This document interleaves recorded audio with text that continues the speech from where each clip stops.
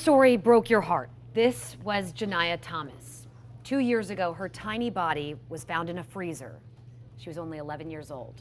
The awful story of her life and death made national headlines, exposed weaknesses in the state's child welfare system, and changed the way abuse cases are investigated. Today, her own mother, Janiyah Thomas, took a plea and was sentenced for killing Janiyah.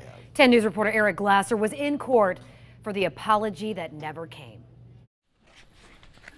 In the nearly 2 years since her daughter's death, Janiyah Thomas has been silent in court. And today, at her plea hearing, she said little more. Yes, Your Honor. With a series of yes and no's, Thomas, now 33, pleaded guilty to charges she abused and murdered her daughter Janiyah, stuffing the 11-year-old's body in a freezer, padlocking it shut, leaving it at her mother's house.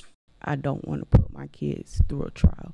With the death penalty already off the table, Thomas faced life in prison. Just days before her trial date, she took the deal to, in her words, spare her surviving children the pain of testifying. A reduced charge of second-degree murder, 65 years in prison. The 65-year sentence effectively places Janiyah Thomas away from the rest of Manatee County and particularly children for the rest of her life.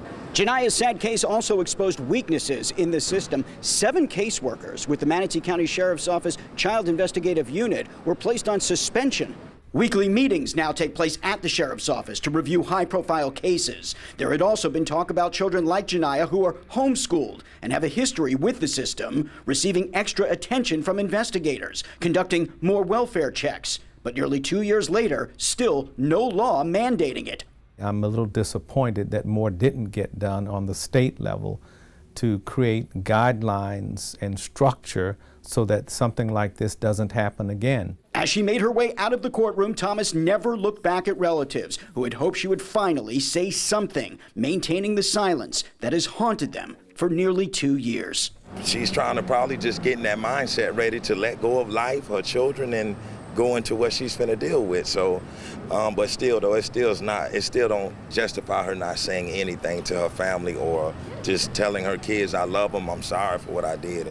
In Bradenton, Eric Glasser, 10 News. Thomas also got 15 years for child abuse. Her 4 other children are now living with a cousin.